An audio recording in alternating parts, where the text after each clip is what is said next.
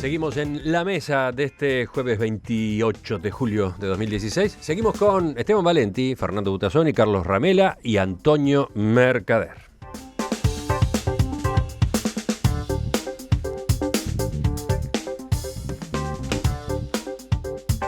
Thanks to you and to everyone who's fought so hard to make this possible. This is really your victory. This is really your night. Esa es la voz de Hillary Clinton en un video transmitido minutos después de que la convención del Partido Demócrata la proclamara como candidata a la presidencia de Estados Unidos.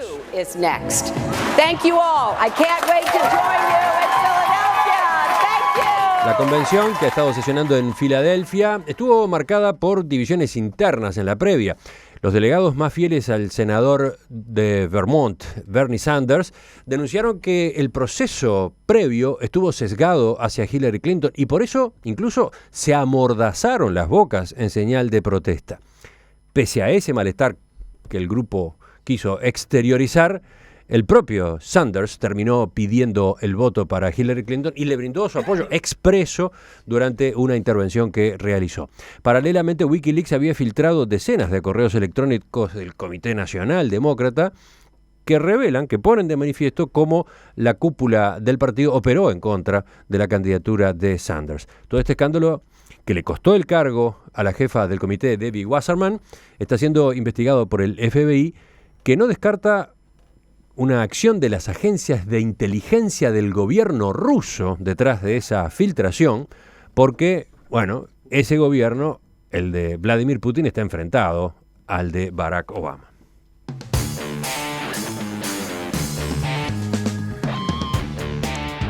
Los escucho, señores. Saltamos de una política a la otra. ¿Nos vamos a Estados Unidos? Bueno, yo creo que las cartas están sobre la mesa. Creo que Donald Trump era un hombre que hace poco más de un año no tenía ninguna posibilidad de ser nominado como candidato republicano.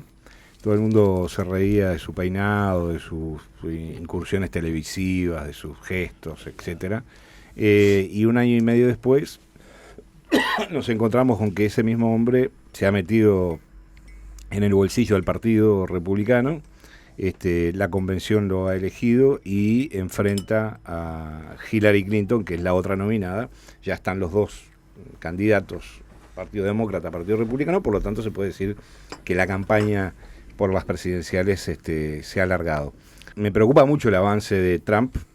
Creo que es una mala noticia para todo el mundo, sobre todo para los norteamericanos. Creo que es un vendedor de humo. Y un vendedor de humo peligroso.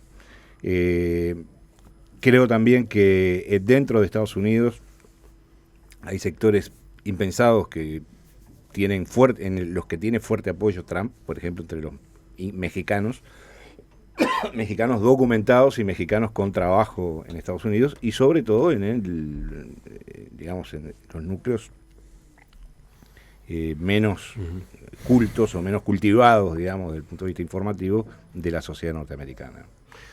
Quizás esta elección de Estados Unidos sea un poco un reflejo de Estados Unidos actual y del mundo, ¿no? Porque llegamos a una elección con dos candidatos que no convencen, donde la mayoría de los que opinan de Estados Unidos, ¿no? No los que lo hacen por interés político expreso particular, sino fuera dicen que hay que elegir entre el menos malo. Uh-huh. En el medio de dos convenciones que fueron muy particulares, en la convención del Partido Republicano, su principal opositor, Cruz, ni lo nombró a Trump y no hubo apoyos concretos a Trump. La convención del Partido Demócrata estuvo envuelto en un escándalo previo bastante feo, que después se disimuló, pero que fue bastante triste como alguna cosa. Trump, para mí, coincido plenamente con Butazoni, es un personaje extraño, pero nefasto, con un nacionalismo extremo, con un odio por los inmigrantes, por una situación belicista de que Estados Unidos tiene que asumir su rol de ganar y matar a todos. Muy polémico incluso por su propia trayectoria empresarial. Sí. Él dice que va a gobernar Estados Unidos como gobierna a sus empresas Y ayer en la convención demócrata, Michael Bloomberg, el ex alcalde de Nueva York, que se presentó aclarando que él no era demócrata, que él iba ahí como un independiente, porque él ha votado con los demócratas y ha votado con los republicanos, hizo un discurso, un alegato fervoroso a propósito del apoyo a Hillary Clinton para frenar a Trump. Y en un momento dijo, si va a gobernar Estados Unidos como ha gobernado sus empresas, pobres de nosotros, claro, ¿no? Porque hizo toda la historia de las bancarrotas, etcétera. Sí. Por eso, Trump muy polémico, con un mensaje casi hasta gracioso, da vergüenza ajena a veces escucharlo realmente. Parece mentira que la principal potencia del mundo, el principal país del mundo, pueda existir un sujeto así que tenga el protagonismo que tiene, que pueda ser presidente el día de mañana. Hillary Clinton también con muchos años, con experiencia política, con unas posturas mucho más propias del Estado de Derecho y de una democracia plena, sin duda, pero también con claroscuros, con una situación muy particular. Si ella gana, un expresidente va a ser primera dama. O sea que se da una situación extraña en todo eso. Y lo más particular fue que para mí lo mejor, por lejos, de las dos convenciones, fue el discurso de Michelle Obama. Estupendo discurso. Un cuadro político de primera. Estupendo discurso que demuestra que es, sí, para mí, una figura de gran futuro político. Otro discurso de Michelle Obama que quedará en la historia para que después lo plagien libretistas de discursos dentro de 4 años. Bueno, yo creo que la carrera electoral en Estados Unidos es la expresión más acabada, terrible de la crisis de la política a nivel mundial. Con todas sus características. La primera vez, por ejemplo, que, para ver los claros y oscuros, que un postulante socialista, es decir, tan socialista como puede ser el Frente Amplio en el Uruguay, en el sentido más amplio de la palabra, como Sanders, hace una campaña fenomenal. Y con otra característica, en todas las encuestas, si ustedes las siguieron, cuando hacían la comparación Sanders-Trump o Hillary-Trump, ganaba Sanders, tenía más votos. ¿Por qué? Porque hay gente muy enojada con el establishment democrático. Entonces, ni siquiera decía que iban a votar, pero también la campaña fenomenal fue el gesto que hizo Sanders en la convención de jugarse, hablándole incluso a sus partidarios que estaban muy enojados, que efectivamente fueron trampeados por el aparato del Partido Demócrata, y decir, convocar a votar por el mal menor, porque esa es la realidad, a votar por el mal menor, porque las cosas que dijo Sanders de Hillary Clinton sobre su vínculo con Wall Street, desde el punto de vista de la crisis de Wall Street, fueron muy duras. Lo que pasa es que acá estamos hablando de otra cosa, acá estamos hablando de un hombre que desde el punto de vista de las raíces, del tipo de gente que convoca, de cómo la convoca, es muy parecida al nazismo. Es muy parecida.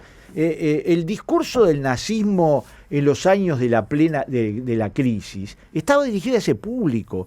Y claro, pasaron 70 años, 80 años, pero es la búsqueda de un culpable, es la búsqueda, que son los mexicanos indocumentados, que es la búsqueda de un mundo y de alianzas insólitas, porque en realidad que le apoya a Trump es Putin. Es decir, no es cualquier cosa, no es que está en contra del otro, sino que está en contra de México, está en contra es decir, un triunfo de Trump sería realmente una tragedia para el mundo. Y yo quiero decir que no duermo tranquilo. Y después que leí el artículo y vi la documental de Michael Moore sobre por qué puede ganar Trump, un tipo que conoce mucho la mentalidad de ese... Le ha errado mucho también, ¿no? Le ha errado mucho, pero yo te quiero decir que yo espero que la reserva moral, política, cultural de los Estados Unidos, que también apoyó largamente en la convención, no estaban artistas, cosa que en la convención republicana brilló por su ausencia, pero el problema es que se dirigen a públicos y con visiones tan diferentes que yo, que tampoco me entusiasmo no tengo la misma actitud que tenía con Obama, y que después la tuve que rever también, ¿no? Pero no tengo la misma que la que tengo con Hillary Clinton. Y termino con una cosa, el otro que se mandó un discurso que como pieza oratoria, yo no digo, Michelle Obama es fuera de serie, ¿no? Es un cuadro político, además le habla al corazón, pero el Bill Clinton se mandó un discurso impresionante, no volaba una mosca. Bueno, lo que me dijo una vez Mercader cuando fue a ver una película, que me dijo era tan buena que los norteamericanos no comían pop en el cine. Bueno, esto es así. Esto estoy hablando de cuando se comía pop. A mí ¿sabes lo que hacían? No miraban los celulares. Mostraban mientras va a Bill Clinton y no mostraban los celulares. A mí me impresionó el discurso de anoche del vicepresidente Joe Biden.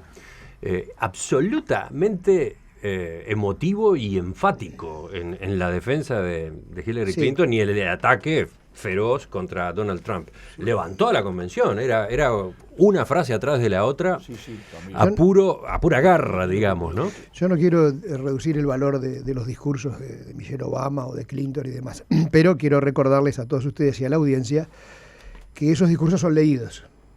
Sí, está el teleprompter ahí. Que hay teleprompter, incluso alguno ayer hizo una broma de que el teleprompter le había jugado una mala pasada, se le apagó en un momento. Entonces, cuando Michelle Obama habla tan maravillosamente, es un cuadro político muy valioso, es un gran discurso, pero ¿cuántos asesores y por cuántas semanas o meses estuvieron reunidos preparando ese discurso? Es bueno anotar eso, sí. No es alguien que improvisa y que lo dice desde el alma, es alguien que va con la lección aprendidita y lo palabra lee por palabra. Palabra por palabra. Después hay que actuarlo, ¿no? El texto podrá ser muy bueno, pero hay que actuarlo bien y Michelle Obama lo actuó bien. Y Biden anoche también actuó bien el suyo. Imagino a Michelle Obama, asesorada nada menos que por su marido, que es probablemente uno de los más notables oradores que ha aparecido en la política norteamericana en los últimos 20 o 30 años, porque se la ganó, en una convención hace 20 años se ganó su postulación a presidente por lo bien que hablaba. Entonces me imagino que Michelle tomó nota y el discurso que leyó, alguna influencia del marido debía tener. Pero eso es una acotación al margen. Ayer Barack Obama dijo esa frase, ¿no? De que no hay nadie, nunca ha habido un hombre o una mujer, ni yo, ni Bill, ni nadie más calificado que Hillary Clinton para servir como presidente de Estados Unidos. Sí, ella está calificada, lo que pasa es que hay resistencias contra ella desde el momento, desde la época que era primera dama. Es una cuenta muy larga de contar, y tiene sus enemigos y tiene su oposición y se la ve como alguien del establishment.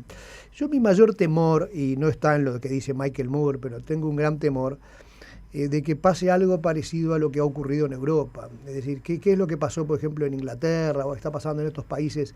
Hay un reflejo de temor frente a la invasión, frente al ingreso de los emigrantes, frente a los atentados.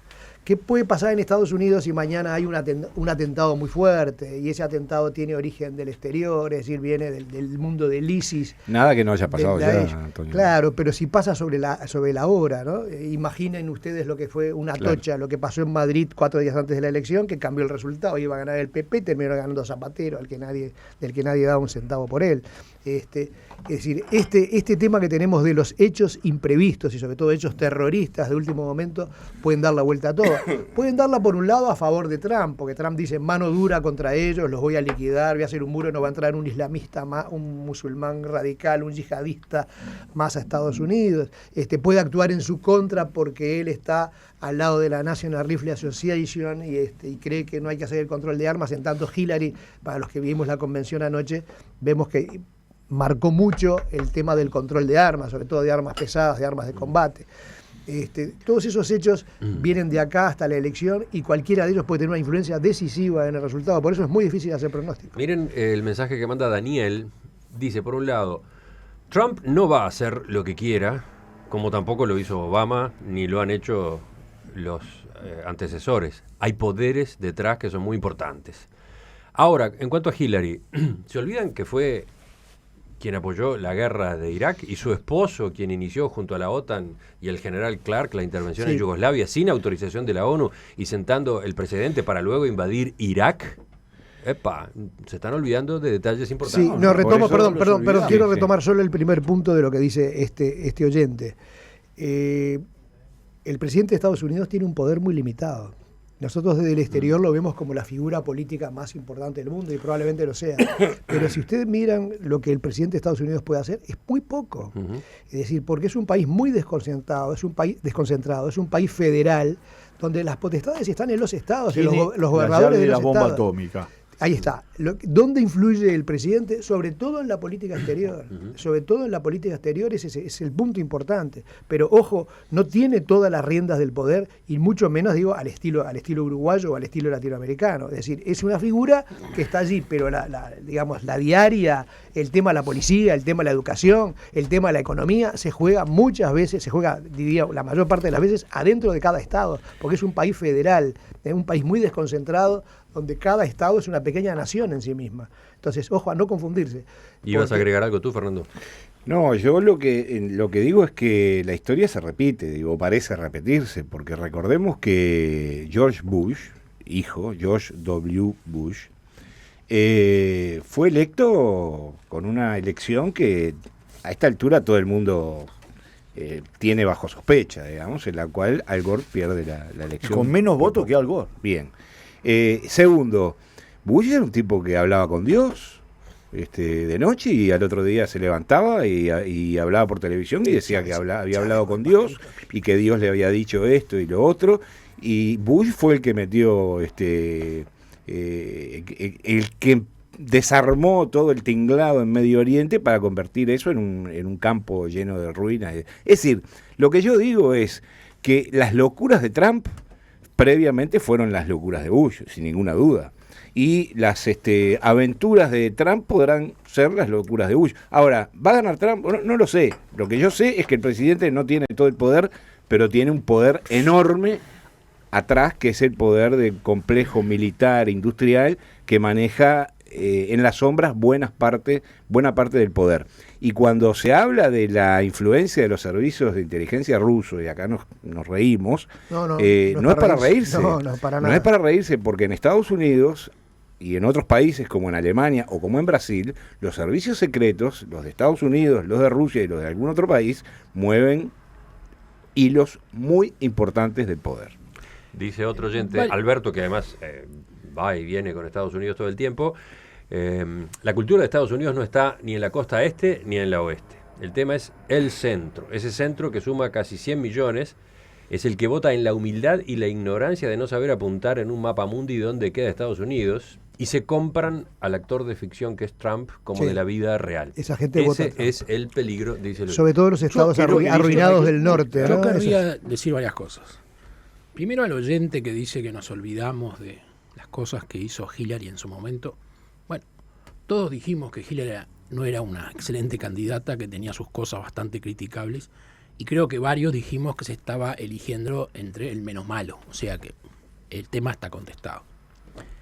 Lo otro, yo no sé si Bush hablaba con Dios o con los pajaritos, como habla Chávez, o hablaba Chávez, o Maduro. Maduro hablaba con el pajarito. El pajarito que es Chávez. Pero lo cierto es que para mí Trump está todavía mucho más allá de lo que pudo ser Bush, y es un personaje realmente nefasto como pocas veces se vio. Es fruto obviamente de las circunstancias actuales del mundo, un mundo donde la inmigración está creando enormes problemas, donde la oleada de gente que viene amenaza la seguridad, donde compiten por puestos de trabajo, donde hay un desempleo mayor, pero sigue entrando gente, porque hay que reconocer, la generosidad de Estados Unidos en ese sentido es magnífica. La gente entra y compite con el propio americano en la búsqueda de mano de obra. O sea que realmente estamos en una situación muy complicada, con una paradoja que para mí también es muy importante, que es, estamos hablando de uno de los más grandes países del mundo, de la mayor democracia representativa del mundo, pero en estas elecciones, como en todas las de Estados Unidos, va a votar menos del 50% de la gente, posiblemente un 46, 47, 48.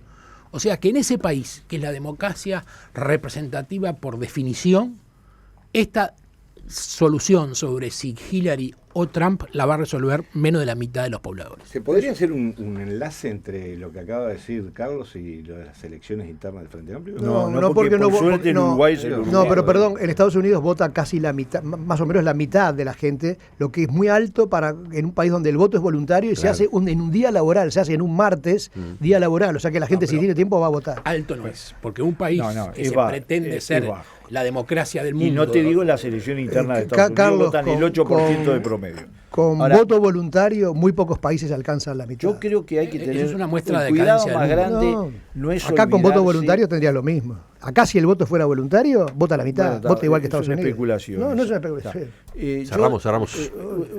Dos frases. Yo creo que el peligro peor es justificar a Trump y no ver la gravedad del tema Trump. Líderes mundiales de otros países han salido a hablar sobre el tema Trump. El único que no habla es Putin de esto, pero después es un tema casi unánime. Putin está asociado. ¿Está? Es un tema casi unánime. Y yo creo que es una alarma porque es la culminación de una crisis de la política que se expresa en muchos países, pero no es lo mismo que se exprese en la primer potencia del mundo, y que si uno recorre los discursos de Trump, que parecen todos estúpidos, en realidad es el discurso, la pose, la forma, el estilo de hablarle a los sectores más miedosos de la sociedad, más inculto de la sociedad, más básico de la sociedad norteamericana, que como todas las sociedades, pero en Estados Unidos es muy grande, eso que decía lo que se llama el centro, ¿no? Eso es una parte muy importante y que además, por ejemplo, incluye todo el tema de la desocupación, porque su visión no es solo contra los emigrantes o contra los inmigrantes, su visión es contra todo lo que es la globalización, la apertura comercial, todo. Se nos fue la hora.